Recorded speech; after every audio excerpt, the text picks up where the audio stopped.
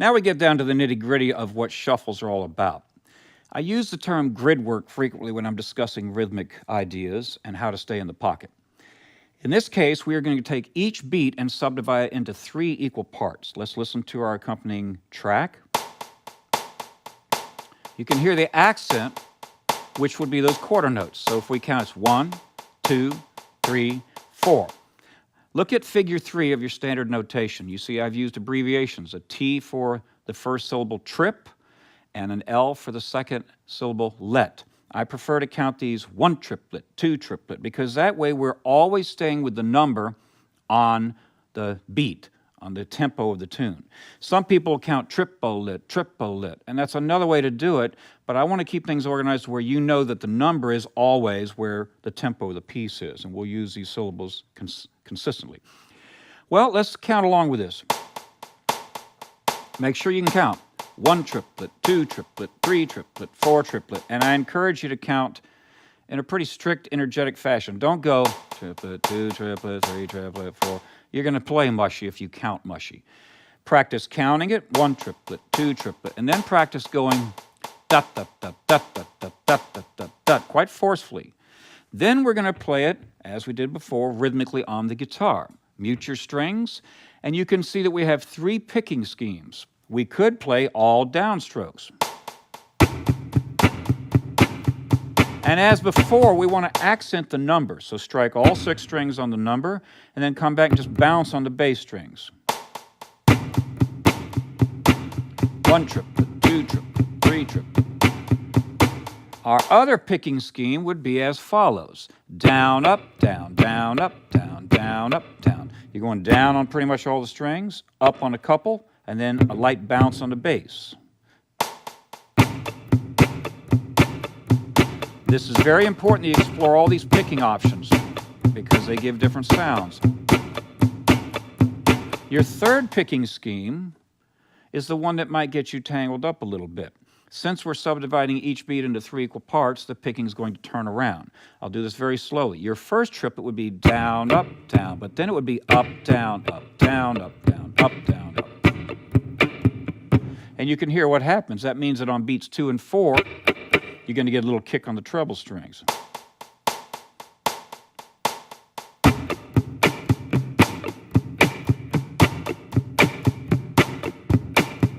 The strict alternate picking is what's going to prepare you for high-speed triplets, which, when we get into sextuplets and faster tempos, it's pretty much a necessity. Make sure that you practice playing all 3 picking schemes, deadening the strings as we've just done. But let's go back and play along with a jam track. A little slower tempo there. We're way down at 71.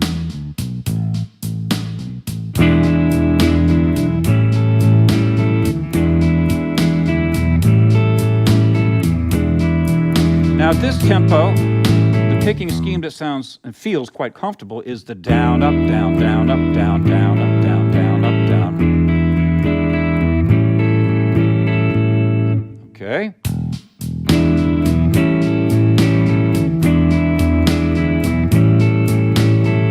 Let's see what it sounds like with all downstrokes.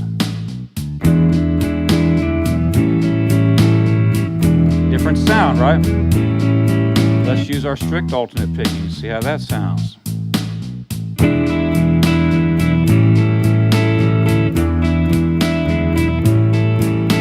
Again, a different sound. You lose some of that drive because remember, your downstroke has gravity on its side and it's forceful, and you're initiating the stroke from your bass strings. Therefore, the down, up, down, down, up, down, there's weight on each downbeat of the numbers. 1 triplet, 2 triplet, the same way that you count it. All right, what are we going to do if we want to practice soloing? And I'll use this term practice schemes. I've referenced this again in a lot of my different videos. If I said, I want you, and let's say you were my student, and I say, okay, you've been working on your triplets, and I'm giving you this particular lesson. You've got the E minor pentatonic scale all over the neck. Let's just go up here to your pentatonic scale up here. And I'm going to assume that you've got your technique together enough to where you can play these triplets. Now, if you don't, you got to practice just getting some speed, but we'll get you there. But let's say I request that you only play 8th note triplets. That means that whatever you play is 1 triplet, 2 triplet, 3 triplet, 4. So it has this flowing, driving sound. Now, you don't have to play the whole bar. you could pick any beat and just play 3 notes. For example, I'm just going to be in the E minor pentatonic scale. 1 triplet, 2 triplet, 3 triplet. And I'm just holding the note out. Pick 3 other notes.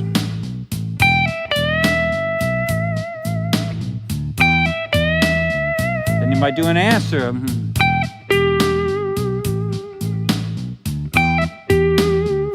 And you do all kind of subtle things like make it staccato. You're still playing da-da-da, even if it's a ghost. See what I mean? If you wanted to play 2 beats of triplets, it's going to be a longer line. 1 triplet, 2 triplet, 3 triplet, 4 triplet. Are you starting to see that you could play very effectively because you're in the pocket? You're playing right along with what? If you listen to the drum kit, the hi-hat. Or if it's a slow blues or the drummer's playing the ride cymbal, he or she's going to be using that same triplet grid work to keep things propelling along, right? It's very important that you get solid at just triplets. Now, for practice purposes, I said a couple minutes ago, if you don't have your chops together, you might need to work on this. I'll give you a quick preview of how you might approach it. You might take a 3-note group,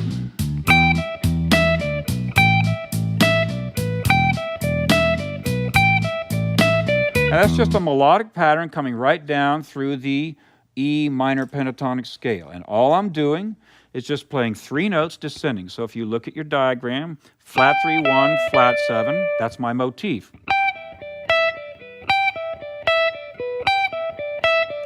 Okay, or you could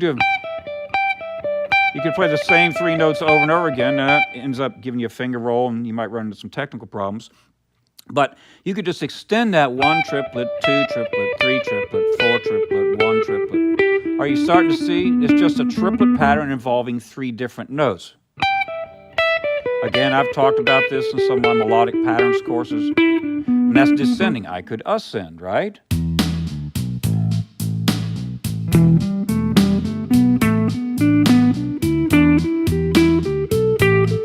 Now, as you practice, make sure you're playing legato. The notes are smooth and connected. You don't have any glitches, you're dampening, all the principles of good playing that, if you've watched my videos, you're always a big proponent of those kind of things. And do you see that if you keep the pattern going, it becomes predictable? The listener hears it, so perhaps just intersperse it with the following. Maybe play 1 little lick that's just a triplet, then another lick that's a couple of triplets or 2 or 3 beats of a triplet. For example.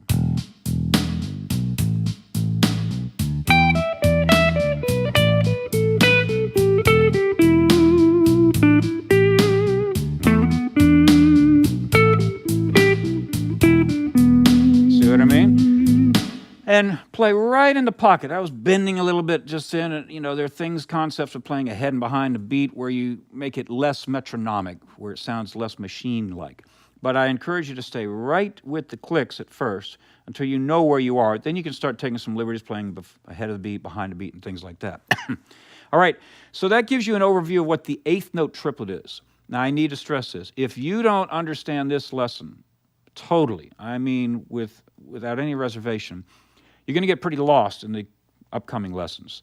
And this is a cumulative type lesson, a group of lessons, and everything builds, all right? So make sure that you know these 8th note triplets and that when you hear a piece of music, you can identify if it's a triplet grid as opposed to those straight 8s that we talked about back in lesson 2. Well, we talked about straight 8s in lesson 2. In our next lesson, we will talk about swing or shuffle 8th notes.